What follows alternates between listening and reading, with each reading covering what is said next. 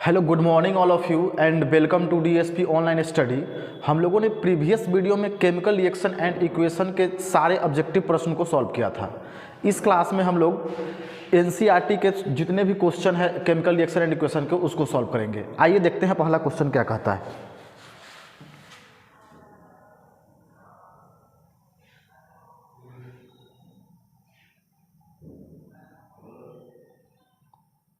पहला क्वेश्चन है कि मैग्नीशियम रिबन को हवा में जलाने से पहले क्यों साफ करना चाहिए। मैग्नीशियम रिबन को हवा में जलाने से पहले क्यों साफ करना चाहिए। तो मैग्नीशियम रिबन को हवा में जलाने से पहले इसलिए साफ करना चाहिए कि मैग्नीशियम जो है ऑक्सीजन के साथ जब अभिक्रिया करता है तो मैग्नीशियम ऑक्साइड बना देगा और उजला परत बन जाएगा वहाँ पे, इसीलिए उसको जलने में दिक्कत होगा। इसीलिए मैग्नीशियम को क्या किया जाता है, साफ किया जाता है। इसे देखिए यहाँ पे समझते हैं इक्वेशन के थ्रू।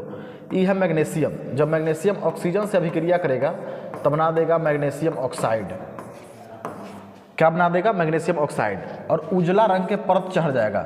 जब ये ऑक्सीजन से अभिक्रिया करेगा तब उजला रंग के परत चढ़ जाएगा, तब इसे क्या होगा, जलने में क्या होगा, कठिनाई होगा। इसीलिए इसको मैग्नीशियम को साफ किया जाता है।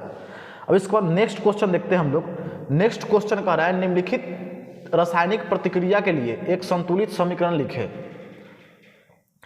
निम्नलिखित रासायनिक प्रतिक्रिया के लिए एक संतुलित समीकरण लिखें। जैसे पहला है हाइड्रोजन, तो हाइड्रोजन के फार्मूला क्या होता है, हाइड्रोजन के फार्मूला होता है H2, तो H2 लिखेंगे। प्लस क्लोराइड, क्लोराइड का होता है Cl2, तो क्या बना देगा, हाइड्रोजन क्लोराइड बना देगा, तो 2HCl।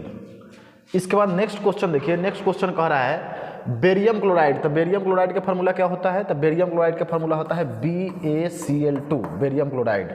इसको मिलाएंगे किसके साथ, अल्मुनियम सल्फेट के साथ, तब बना देगा अल्मुनियम सल्फेट का फार्मूला होता है Al2SO4 के होल ट्वाइस, तो क्या बनाएगा barium sulphate, BaSO4 barium sulphate, फिर प्लस और अल्मुनियम क्लोराइड AlCl3। अब इसको बैलेंस कर देते हैं, इसको बैलेंस करते हैं तो BaSO4 यहाँ पे बेरियम का एगो है, तो बेरियम पर 3 कर देते हैं, तो इसका मतलब ऑक्सीजन कितना हो जाएगा, ऑक्सीजन हो जाएगा 12। यहाँ पे ऑक्सीजन कितना है, 4 4 12। फिर अल्मुनियम को भी क्या कर देते हैं, बैलेंस कर देते हैं, तो इसको 2 से गुना कर देते हैं। कहे कि अल्मुनियम यहाँ पे कितना है, 2 है, तो 2 अल्मुनियम यहाँ पे भी होना चाहिए। फिर इसके बाद हम लोग नेक्स्ट क्वेश्चन देखते हैं। कह रहा है सोडियम को जब पानी के साथ मिलाते हैं तो बनाता है सोडियम हाइड्रोक्साइड और हाइड्रोजन, तो इसका समीकरण लिखना है। तो सोडियम के लिख देंगे यहाँ पे, सोडियम का क्या होता है फार्मूला Na, फिर पानी का क्या होता है H2O, तो क्या बना देगा, सोडियम हाइड्रोक्साइड बना देगा NaOH, और प्लस में H2 बना देगा। अब इसको बैलेंस करना है तो बैलेंस कर दीजिए, इसको 2 से मल्टीप्लाई कर दीजिए, इसको 2 से, क्या है कि इधर भी सोडियम 2 इधर भी सोडियम 2। फिर इसके बाद हाइड्रोजन को करते हैं। इसके बाद नेक्स्ट क्वेश्चन है, क्या निम्नलिखित प्रतिक्रियाओं के लिए अवस्था प्रतीक के साथ एक संतुलित रासायनिक समीकरण लिखें। क्वेश्चन कर रहा है कि पानी में बेरियम क्लोराइड और सोडियम सल्फेट के घोल प्रतिक्रिया करके अघुलनशील बेरियम सल्फेट और सोडियम क्लोराइड का घोल देते हैं। ये क्वेश्चन क्या बोल रहा है कि बेरियम क्लोराइड, मान लीजिए बेरियम क्लोराइड का फार्मूला क्या होता है BaCl2 बेरियम क्लोराइड, इसको मिलाएंगे सोडियम सल्फेट के साथ। सोडियम सल्फेट का फार्मूला होता है Na2SO4। ई है बेरियम क्लोराइड, ई है सोडियम सल्फेट, जब इसको मिलाएंगे तो बना देगा barium sulphate BaSO4 barium sulphate plus 2NaCl sodium chloride बना देगा। ये हुआ इसका आंसर। अब इसके बाद करा है पानी में, दूसरा क्वेश्चन है पानी में सोडियम हाइड्रोक्साइड, तो सोडियम हाइड्रोक्साइड का फार्मूला होता है NaOH सोडियम हाइड्रोक्साइड। घोल हाइड्रोक्लोरिक एसिड घोल के साथ, माने हाइड्रोक्लोरिक एसिड का फार्मूला क्या होता है HCl मतलब हाइड्रोक्लोरिक एसिड के साथ प्रतिक्रिया करके सोडियम क्लोराइड, तो सोडियम क्लोराइड बनाता है तो NaCl प्लस और पानी बनाता है, और क्या बना देगा, जल बना देगा, H2O बनाता है। तो यही समीकरण इसका लिखना है। फिर इसके बाद हम लोग नेक्स्ट क्वेश्चन देखते हैं। नेक्स्ट क्वेश्चन क्या कह रहा है, नेक्स्ट क्वेश्चन कह रहा है अब इंटेक्स प्रश्न सेट 2 और पृष्ठ संख्या 10, पेज नंबर 10 के क्वेश्चन है एनसीईआरटी के। कह रहा है सफेदी के लिए किस पदार्थ X के घोल का उपयोग किया जाता है। अच्छा, सफेदी के लिए किया जाता है कली चूना का प्रयोग, कैल्शियम ऑक्साइड नाम है उसका, तो सिंपल सा लिख देंगे कली चूना। सफ़ेदी में प्रयोग किए जाने वाला पदार्थ एक्स बिना बूझा हुआ चूना या कली चूना भी बोलते हैं उसको, कैल्शियम ऑक्साइड, और इसका सूत्र होता है CaO, कैल्शियम ऑक्साइड। फिर इसके बाद नेक्स्ट क्वेश्चन है, नेक्स्ट क्वेश्चन कह रहा है कि ऊपर में नामित पदार्थ एक्स की पानी के साथ अभिक्रिया करता है तो क्या होता है। तो ये पानी के साथ जब अभिक्रिया करेगा, कैल्शियम ऑक्साइड जो है पानी के साथ अभिक्रिया करेगा तो क्या बना देगा, कैल्शियम हाइड्रोक्साइड। यानी कली चूना बिना बूझा हुआ चूना जो है जल के साथ अभिक्रिया करेगा तो क्या बनाएगा, भखरा चूना बनाएगा। फिर इसके बाद हम लोग नेक्स्ट क्वेश्चन देखते हैं। नेक्स्ट क्वेश्चन कह रहा है गतिविधि 1.7 एवं प्रखनली में एकत्रित गैस की मात्रा दूसरी प्रखनली में एकत्रित गैस की मात्रा से दुगनी क्यों है, इस गैस का नाम बताइए। ये हम लोग पढ़े थे वियोजन अभिक्रिया, अपघटन अभिक्रिया की एक यौगिक टूटकर दो पदार्थों का निर्माण करता है तो उसको क्या बोलते हैं, वियोजन अभिक्रिया, अपघटन अभिक्रिया। उसमें हम लोग को 3 टाइप्स पढ़े थे, एगो वैद्युत वियोजन, एगो वैद्युत वियोजन के बाद उष्मा वियोजन, तीसरा पढ़े थे प्रकाश वियोजन, जिसको क्या बोलते हैं, प्रकाश वियोजन को लाइट डिकम्पोजिशन रिएक्शन बोलते हैं। तो यहाँ पे हम लोग देख रहे हैं, कह रहा है गतिविधि 1.7 मतलब एक्टिविटी 1 में एक प्रखनली में एकत्रित गैस की मात्रा दूसरी प्रखनली में एकत्रित गैस की मात्रा से क्या है, दुगुना है। तो दुगुना किस में हो रहा था, दुगुना हो रहा था एक्टिविटी में। कहता है जैसे मान लीजिए जल है, H2O है, पानी है, जब पानी में इलेक्ट्रिसिटी पास कराएंगे, क्या पास कराएंगे, इलेक्ट्रिसिटी पास कराएंगे, विद्युत धारा पास कराएंगे, तो ये टूट जाएगा H2+O2 में। किस में टूट जाएगा, H2+O2 में टूट जाएगा, H2+O2 में टूट जाएगा, हाइड्रोजन प्लस ऑक्सीजन में ही टूट जाएगा। जैसे पानी में हम लोग करंट पास कराएंगे तो किस में टूट जाएगा, हाइड्रोजन और ऑक्सीजन में टूट जाएगा। तो हाइड्रोजन यहाँ क्या कितना है, 2 दूना 4, 4 गो हाइड्रोजन, ऑक्सीजन का गो है 2 गो। तो क्या है, हाइड्रोजन गैस जो है दुगुना है, ऑक्सीजन क्या है, कम है। तो वही चीज़ यहाँ पे लिख देंगे, गतिविधि में एक प्रखनली में एकत्रित गैस दूसरी प्रखनली में एकत्रित मात्रा से दुगुना है, क्योंकि पानी H2 और ऑक्सीजन O2 गैस छोड़ने के लिए हाइड्रोलाइज हो जाता है, मतलब इलेक्ट्रोलाइसिस हो जाता है। यहाँ इलेक्ट्रोलाइसिस के बाद हाइड्रोजन के 2 अणु और ऑक्सीजन के गैस के 1 अणु निकलता है। अच्छा, 2 के दुगुना कितना, 4, 1 के दुगुना कितना, 2। तो ये भी हम लोग लिख सकते हैं, 2 अणु और ऑक्सीजन के कितने अणु, 1 अणु निकलता है। इसलिए एकत्रित हाइड्रोजन की मात्रा ऑक्सीजन की तुलना में क्या है, दुगुनी है। यहाँ पे देखिए हाइड्रोजन की मात्रा क्या है, हाइड्रोजन की मात्रा जो है दुगुना है, ऑक्सीजन की मात्रा क्या है, कम है। हाइड्रोजन 4 गो है, ऑक्सीजन के अणु क्या गो है, ऑक्सीजन का अणु 2 गो है। फिर इसके बाद हम लोग नेक्स्ट क्वेश्चन देखते हैं। नेक्स्ट क्वेश्चन कह रहा है कॉपर सल्फेट के घोल में लोहे की कील डुबाने पर उसका रंग क्यों बदल जाता है। कॉपर के फार्मूला क्या होता है, कॉपर के फार्मूला होता है Cu। इसको डुबाएंगे किसमें, कॉपर सल्फेट है, तो कॉपर सल्फेट के फार्मूला क्या होता है, CuSO4। किस में डुबाएंगे, ये में डुबाएंगे लोहा, Fe, तो क्या बना देगा, FeSO4। एक तत्व जो है दूसरा तत्व के द्वारा क्या हो जाएगा, विस्थापित हो जाएगा और कॉपर का निर्माण कर देगा। तो वही लिखेंगे, जब लोहे की कील को कॉपर सल्फेट के घोल में डुबाया जाता है तो लोहा कॉपर सल्फेट से तांबे को विस्थापित कर देता है, और क्योंकि लोहा तांबे की तुलना में अधिक प्रतिक्रियाशील होता है, इसलिए कॉपर सल्फेट घोल का रंग क्या होता है, बदल जाता है। जैसे में Fe जो है कॉपर सल्फेट के साथ रिएक्शन करेगा तो क्या बनाएगा, FeSO4 + Cu। इसके बाद नेक्स्ट क्वेश्चन हम लोग देखते हैं। नेक्स्ट क्वेश्चन कह है गतिविधियां 1.10 में दी गई प्रतिक्रिया के अलावा किसी अन्य दोहरी विस्थापन प्रतिक्रिया का उदाहरण दें। तो अच्छा, हम लोग एक अभिक्रिया पढ़े थे, बेरियम क्लोराइड को जब सोडियम सल्फेट के द्विविस्थापन अभिक्रिया किसको बोलते हैं, तो एक यौगिक टूटकर 2 पदार्थों का निर्माण करता है तो उसको क्या बोलेंगे, दो यौगिक अपने आयनों का आदान प्रदान करके नए पदार्थ बनाता है तो उसको बोलते हैं द्विविस्थापन अभिक्रिया। तो द्विविस्थापन अभिक्रिया में एक एग्जाम्पल हम लोग पढ़े थे, बेरियम क्लोराइड और Na2SO4 सोडियम सल्फेट जब मिलाते हैं तो क्या बनाता है, बेरियम सल्फेट और प्लस में 2NaCl। तो ई नहीं पूछा गतिविधियां 1.10 में दी गई प्रतिक्रिया के अलावा, इसके अलावा किसी अन्य दोहरी विस्थापन प्रतिक्रिया का उदाहरण दे। तो दूसरा उदाहरण क्या है, तो इसको छोड़ के बताना है। तो दूसरा उदाहरण क्या है, दूसरा उदाहरण है AgNO3, इसको बोलते हैं सिल्वर नाइट्रेट।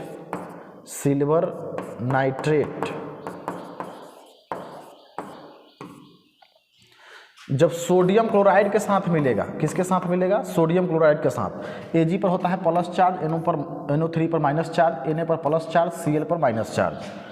तो आयन के आदान प्रदान होगा तो क्या बना देगा, ई बना देगा NaNO3 चाहे AgCl। पहला बना देगा सिल्वर क्लोराइड और दूसरा बनाएगा NaNO3 क्या बनाएगा, NaNO3 सोडियम नाइट्रेट क्या बनाएगा, सोडियम नाइट्रेट, और दूसरा क्या बनाएगा, सिल्वर क्लोराइड। तो वही चीज़ यहाँ पे लिखना है, ये दूसरा इक्वेशन है। इसके बाद नेक्स्ट क्वेश्चन हम लोग देखते हैं, वही चीज़ यहाँ पे लिखा हुआ है कि सिल्वर नाइट्रेट और सोडियम क्लोराइड के बीच प्रतिक्रिया दोहरे विस्थापन प्रतिक्रिया का एक क्या है, उदाहरण है। प्रतिक्रिया के दौरान सफ़ेद सिल्वर क्लोराइड अवक्षेपण का निर्माण परिमाण स्वरूप नकारात्मक और सकारात्मक आयन अपनी स्थिति बदलते हैं। रासायनिक प्रतिक्रिया नीचे दी गई है। NH3 वही है इक्वेशन में, इसको हम लिख देते हैं यहाँ पे। जब सिल्वर नाइट्रेट को सोडियम क्लोराइड के साथ मिलाएंगे तो क्या बना देगा, सिल्वर क्लोराइड, और क्या बना देगा, सोडियम नाइट्रेट, और सिल्वर क्लोराइड बनेगा तो यहाँ पे उजला रंग के क्या बनेगा, उजला रंग के अवक्षेपण बनेगा। इसका रंग जो होता है उजला होता है, उजला रंग के अवक्षेपण बनेगा। इसके बाद देखिए तीसरा नंबर क्वेश्चन कह रहा है, निम्नलिखित समीकरण में उन पदार्थों की पहचान करें जिनका ऑक्सीकरण होता है और जिनका उपचयन होता है। तो ऑक्सीकरण इसमें किस में हो रहा है, देखिए पहला इक्वेशन देखिए नाइट्रोजन है, ये एस मतलब क्या, सॉलिड, सॉरी ये है सोडियम, ये क्या है, सोडियम। और सोडियम कौन सी अवस्था में है, सॉलिड में। ऑक्सीजन कौन सी अवस्था में है, गैस अवस्था में है। जब इसमें क्या हो रहा है, तो इसमें हमको देखना है निम्नलिखित समीकरण में उन पदार्थों की पहचान करें जिनका ऑक्सीकरण होता है और जिनका अपचयन होता है। अपचयन मतलब क्या, अपग्रहण होता है। तो अपचयन किसका होता है, इसमें देखिए इसमें ऑक्सीजन की वृद्धि हो रहा है तो इसमें क्या हो रहा है, ऑक्सीकरण हो रहा है। इसमें हाइड्रोजन की वृद्धि हो रहा है तो इसमें क्या हो रहा है, इसमें अपचयन हो रहा है। वही चीज़ लिख दिया कि पहले समीकरण में सोडियम ऑक्सीजन के जुड़ने से ऑक्सीकृत हो रहा है और दूसरे समीकरण में कॉपर हाइड्रोजन के जुड़ने से कम हो रहा है। यही चीज़ को लिख देना है। इसके बाद क्वेश्चन नंबर देखते हैं 1, अभ्यास एक्सरसाइज के क्वेश्चन है। नीचे दी गई अभिक्रिया के संबंध में कौन सा कथन असत्य है, सत्य नहीं असत्य है। तो असत्य कौन है, देखिए PbO मतलब लेड ऑक्साइड जब कार्बन के साथ मिलेगा तब बना देगा लेड और कार्बन डाइऑक्साइड। तो इसमें सीसा जो है अपचयित हो रहा है, गलत बात है, कार्बन डाइऑक्साइड उपचयित हो रहा है। फिर इसके बाद कह रहा है कार्बन उपचयित हो रहा है, तो ये कार्बन तो सही है कि उपचयित हो रहा है, ऑक्सीजन की वृद्धि हो रहा है कार्बन में। लेड ऑक्साइड अपचयित हो रहा है, ये भी सही है, कहे कि इसमें हाइड्रोजन की वृद्धि नहीं हो रहा। तो इसमें क्या हो जाएगा, ए और बी हो जाएगा इसका आंसर, ए एवं बी क्या है, ये दोनों जो है गलती है, ये गलती है और ये गलती है। फिर इसके बाद नेक्स्ट क्वेश्चन हम लोग देखते हैं। नेक्स्ट क्वेश्चन का है, दी गई अभिक्रिया किस प्रकार की है। यह Fe2O3 प्लस अल्मोनियम तब बना देगा अल्मोनियम ऑक्साइड और Fe। फेरस ऑक्साइड, ये क्या है, फेरस ऑक्साइड चाहे आयरन 3 ऑक्साइड। तो ये कौन सा अभिक्रिया है, तो इसमें देखिए एक तत्व दूसरे तत्व के द्वारा विस्थापित हो रहा है, एक तत्व जो है दूसरे तत्व के द्वारा क्या हो रहा है, विस्थापित हो रहा था। ये है विस्थापन अभिक्रिया, ऑप्शन डी हो जाएगा इसका आंसर। इसके बाद नेक्स्ट क्वेश्चन है, कह रहा है लौह चूर्ण पर तनु हाइड्रोक्लोरिक अम्ल डालने से क्या होता है। सही उत्तर पर निशाना लगाइए। लौह चूर्ण मान लीजिए लोहा का फार्मूला क्या होता है, Fe। हाइड्रोक्लोरिक अम्ल माने क्या बनाएगा, HCl। क्या होता है, सही उत्तर पर निशाना लगा तो क्या बना देगा, FeCl2। क्या बनाएगा, आयरन क्लोराइड, क्या बनाएगा, ये बना देगा FeCl2 और प्लस में हाइड्रोजन गैस। तो क्या होगा, हाइड्रोजन गैस एवं iron chloride, FeCl2। Ferrous chloride भी बोलते हैं इसको, आयरन क्लोराइड भी बोलते हैं। इसके बाद नेक्स्ट क्वेश्चन है कि संतुलित रासायनिक समीकरण क्या है, रासायनिक समीकरण को संतुलित करना क्यों आवश्यक है। तो संतुलित रासायनिक समीकरण किसको बोलते हैं, जब अभिकारक और प्रतिफल के परमाणु संख्या समान हो तो उसको क्या बोलते हैं, संतुलित रासायनिक समीकरण। इसके बाद क्या बोला है क्वेश्चन में, रासायनिक समीकरण को संतुलित करना क्यों आवश्यक है। तो रासायनिक अभिक्रिया को के पहले एवं उसके पश्चात प्रत्येक तत्व के परमाणु संख्या समान रहती है, इसलिए इसे समीकरण को संतुलित करना आवश्यक है। इसके बाद नेक्स्ट क्वेश्चन हम लोग देखते हैं 5 नंबर क्वेश्चन देखिए, कह रहा है निम्न कथनों को रासायनिक समीकरण के रूप में परिवर्तन करें, उन्हें संतुलित कीजिए। पहला है देखिए नाइट्रोजन, क्या है, नाइट्रोजन और हाइड्रोजन गैस, नाइट्रोजन गैस और हाइड्रोजन गैस से संयोग करके अमोनिया बनाता है। यानी इसका कहने का मतलब हुआ कि नाइट्रोजन गैस जो है, नाइट्रोजन और हाइड्रोजन गैस जो है दोनों मिलकर क्या बनाता है, अमोनिया बनाता है। हाइड्रोजन के फार्मूला होता है H2, नाइट्रोजन के फार्मूला होता है N2। और जब दोनों मिलेगा तो क्या बना देगा, NH3, अमोनिया गैस बना देगा। कौन सा गैस बनाएगा, अमोनिया गैस। यहाँ पे देखिए क्या बना देगा, अमोनिया गैस। यहाँ पे नाइट्रोजन की संख्या क्या है 2 गो, तो इसको 2 से गुना कर देंगे, क्या कि नाइट्रोजन यहाँ पे दोनों समान होना चाहिए, संतुलित करना है। फिर यहाँ पे देखिए हाइड्रोजन की संख्या क्या गो है, तो हाइड्रोजन की संख्या यहाँ पे है 6 गो, 3 दूना 6, तो यहाँ पे हाइड्रोजन की संख्या क्या गो 3 गो, इधर 2 से गुना करेंगे, 3 दूना कितना हो गया 6 गो, तो ये बैलेंस हो गया, तो इसका ये हो गया फार्मूला। इसके बाद नेक्स्ट क्वेश्चन है कि हाइड्रोजन सल्फाइड गैस का वायु में दहन होने पर जल एवं सल्फर डाइऑक्साइड बनता है। क्या बनता है? हाइड्रोजन सल्फाइड के फार्मूला होता है H2S। क्या होता है? H2S। ये किसके साथ मिलेगा? वायु के साथ, हवा के साथ, तो क्या बना देगा? जल बनाता है। जल के फार्मूला होता है H2O, और सल्फर डाइऑक्साइड बनाता है SO2। क्या बनाता है? SO2। अब इसको हम लोग को क्या करना है? संतुलित करना है। क्या करना है? संतुलित करना है। तो संतुलित करने के लिए क्या करना होगा? परमाणु संख्या दोनों तरफ के समान करना होगा। मान लीजिए यहाँ पे हाइड्रोजन कै गो है? हाइड्रोजन यहाँ पे 4 गो है, H2, इसको गुना करेंगे तो कै गो होगा? 4 गो। सल्फर कै गो है? 2 गो है। तो यहाँ पर भी हमको हाइड्रोजन 4 गो करना होगा, तो इसको क्या करना होगा? 2 से मल्टीप्लाई करना होगा। फिर इसके बाद देखिए यहाँ पे सल्फर कै गो है? सल्फर था 2 गो, कै गो था? यहाँ पे ऑक्सीजन कै गो है? तो ऑक्सीजन यहाँ पे है 6 गो। कै गो है ऑक्सीजन? 6 गो। तो 3 दूना 6, ऑक्सीजन कै गो? 6 गो। तो यहाँ पर भी हमको 6 गो पुराना होगा। यहाँ पर ऑक्सीजन कै गो है? 2 गो, क्या कि 2 से गुना करेंगे तो 2 गो ऑक्सीजन, यहाँ पे कितना हो गया? 2 दूना 4, तो 4 2 कितना हो गया? 6 गो ऑक्सीजन हो गया। तो ये क्या है? संतुलित हो गया। निम्न अभिक्रिया के लिए संतुलित रासायनिक समीकरण लिखिए। करा कैल्शियम हाइड्रोक्साइड जब कार्बन डाइऑक्साइड के साथ मिलेगा तो क्या बनाएगा? कैल्शियम कार्बोनेट और जल का निर्माण करेगा। कैल्शियम हाइड्रोक्साइड का फार्मूला होता है CaOH2।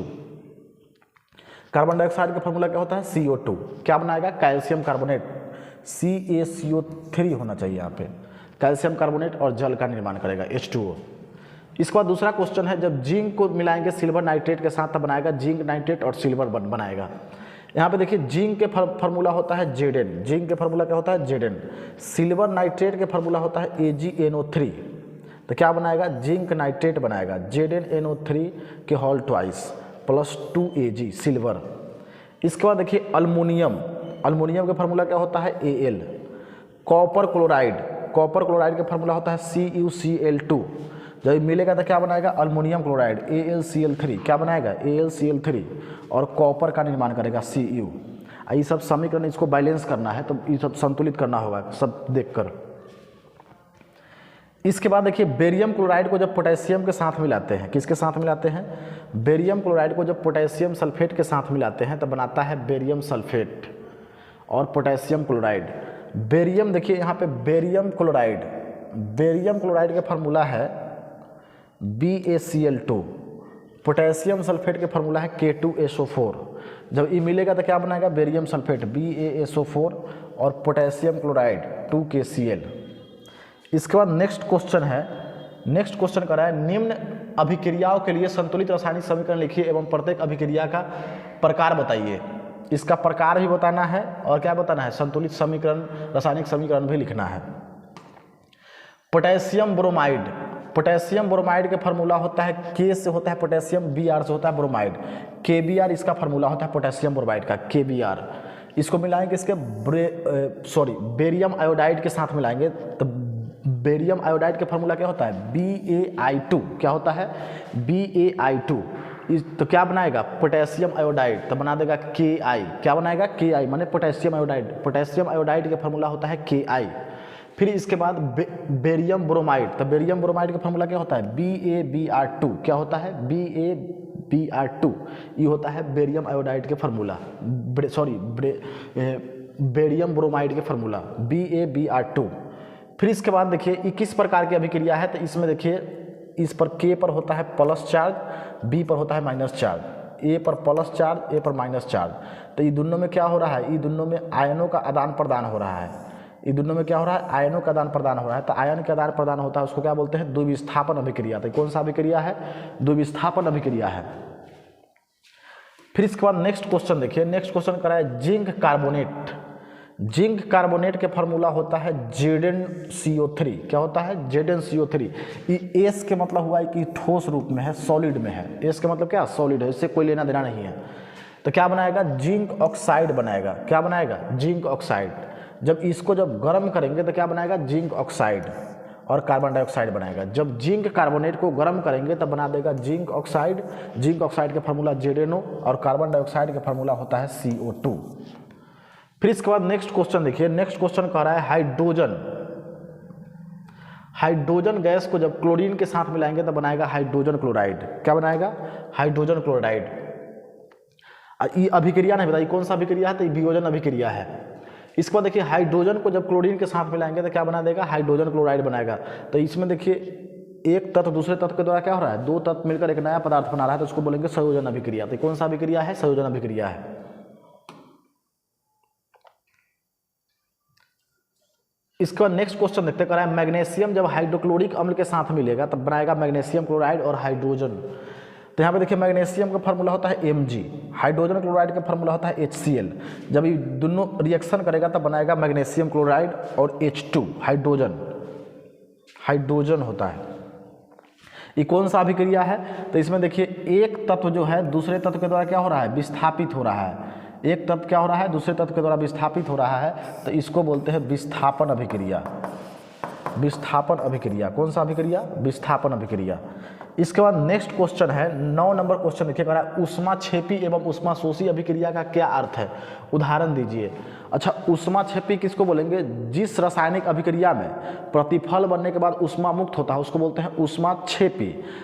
ऊष्माशोषी किसको बोलेंगे? जिस रासायनिक अभिक्रिया में प्रतिफल बनने के बाद ऊष्मा क्या होता है? मुक्त होता है, सॉरी ऊष्मा का अवशोषण होता है, उसको बोलते हैं ऊष्माशोषी अभिक्रिया। तो वही चीज़ यहाँ पे लिखा हुआ है। इसके बाद नेक्स्ट क्वेश्चन क्या है? नेक्स्ट क्वेश्चन कह रहा है ऊष्माक्षेपी एवं ऊष्माशोषी की अभिक्रिया का क्या अर्थ है? उदाहरण दीजिए। इसका उदाहरण भी देना है।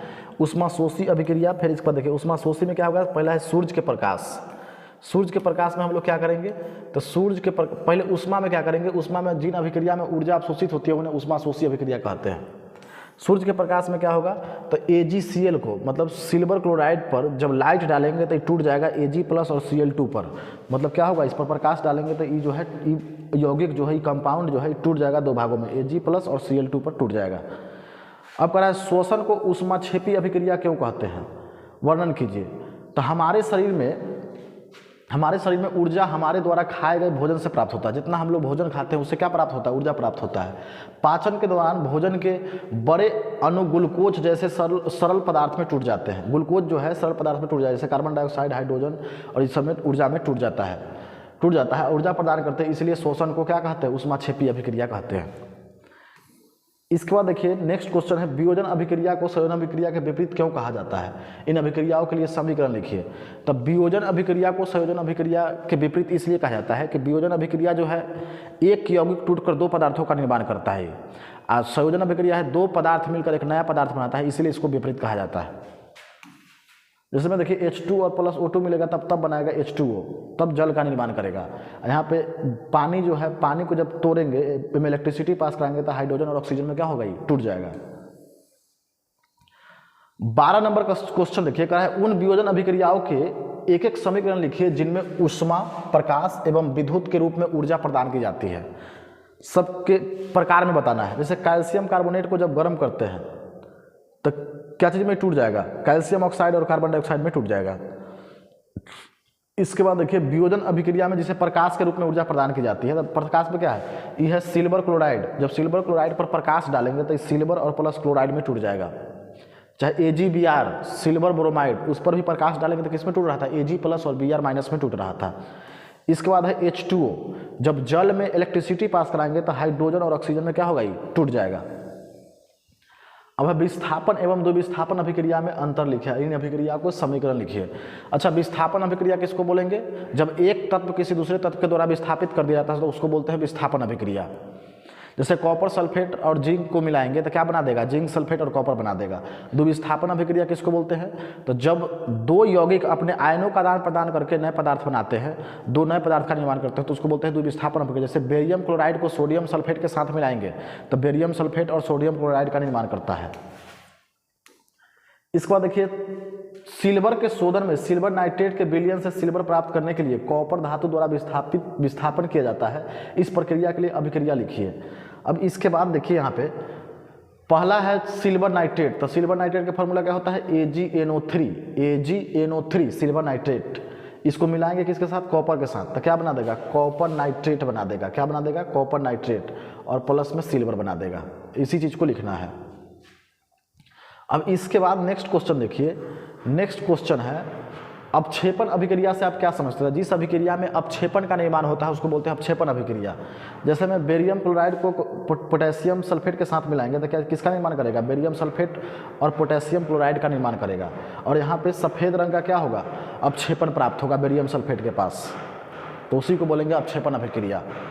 फिर यहाँ पे 16 नंबर क्वेश्चन देखिए, कह रहा है ऑक्सीजन के योग या हास्य के आधार पर निम्न पदों की व्याख्या कीजिए, प्रत्येक के लिए 2 उदाहरण दीजिए। जैसे उपचयन, उपचयन किसको बोलते हैं, उपचयन को हम लोग ऑक्सीकरण भी बोलते हैं। जिस अभिक्रिया में ऑक्सीजन की वृद्धि होता है और हाइड्रोजन की कमी होता है उसको बोलते हैं उपचयन अभिक्रिया या ऑक्सीकरण अभिक्रिया। जैसे कार्बन में क्या हो रहा है, ऑक्सीजन की वृद्धि का क्या बना दिया, कार्बन डाइऑक्साइड। मैग्नीशियम में क्या हो रहा है, मैग्नीशियम को ऑक्सीजन के साथ मिलाएंगे तो क्या होगा, मैग्नीशियम ऑक्साइड बनाएगा। इसमें क्या हो रहा है, ऑक्सीजन की वृद्धि हो रहा है, तो इसको क्या बोलेंगे, इसको बोलेंगे उपचयन अभिक्रिया। इसको ऑक्सीकरण अभिक्रिया भी बोलते हैं। अपचयन अभिक्रिया किसको बोलते हैं, इसको बोलते हैं अवकरण अभिक्रिया। जिस रासायनिक अभिक्रिया में हाइड्रोजन की वृद्धि और ऑक्सीजन की कमी होता है उसको बोलते हैं अपचयन अभिक्रिया चाहे अवकरण अभिक्रिया। जैसे में कॉपर ऑक्साइड को जब H2 के साथ मिलाएंगे तो बना देगा कॉपर, और H2 यहाँ पे क्या हो रहा है, यहाँ पे हाइड्रोजन की वृद्धि हो रहा है। 17 नंबर क्वेश्चन देखिए, कह रहा है एक भूरे रंग का चमकदार तत्व X को वायु की उपस्थिति में गर्म करने पर वह काले रंग का हो जाता है, तो इस तत्व X एवं उस काले रंग के यौगिक का नाम बताइए। क्या करना है, इसका नाम बताना है। तो इस तत्व X का नाम कॉपर है, क्या है नाम उसका, कॉपर, एवं काले रंग का यौगिक का नाम है कॉपर ऑक्साइड। क्या है, कॉपर ऑक्साइड। लोहे की वस्तु को हम पेंट क्यों करते हैं, तो लोहा के वस्तु को हम पेंट इसलिए करते हैं कि लोहा जो है अम्ल के साथ या वायु के साथ, हवा के साथ अभिक्रिया करके क्या जंग उस पर हो जाता है, तो उस पर जंग लग जाता है, तो इसीलिए उसको पेंट किया जाता है बचाने के लिए। तो ये लिखेंगे जब लोहा अपने आसपास अम्ल, अर्ता आदि के संपर्क में आ जाता है, इस पर कुछ समय पश्चात लाली मायुक्त भूरे रंग की परत चढ़ जाती है, इस प्रक्रिया को सांचरण कहते हैं। जब लोहा को खुले हवा में चाहे पानी में नमी में छोड़ दिया जाता है तो उस पर परत चढ़ जाता है भूरे रंग का, उसी को बोलते हैं सांचरण। उसका सतह जो होता है मलिन हो जाता है, नष्ट हो जाता है, तो उसको बोलते हैं सांचरण। तो इसको पेंट करके बचाया जाता है। अब इसके बाद नेक्स्ट क्वेश्चन है तेल एवं वसा युक्त खाद्य पदार्थ को नाइट्रोजन से प्रभावित क्यों किया जाता है। जितना तेलीय भोजन है, तेलीय भोजन चाहे वसा युक्त भोजन है, उसको लंबे समय तक अगर खुला हवा में छोड़ देते हैं तो उसका सुगंध और दुर्गंध दोनों खराब हो जाता है, सुगंध और टेस्ट दोनों उसका खराब हो जाता है, बदल जाता है। तो उसमें यदि उसी में नाइट्रोजन गैस मिला दिया जाता है, जैसे कुरकुरे और चिप्स के पन्नी में नाइट्रोजन गैस मिला जाता है, भोजन को ऑक्सीकरण नहीं होने देता है।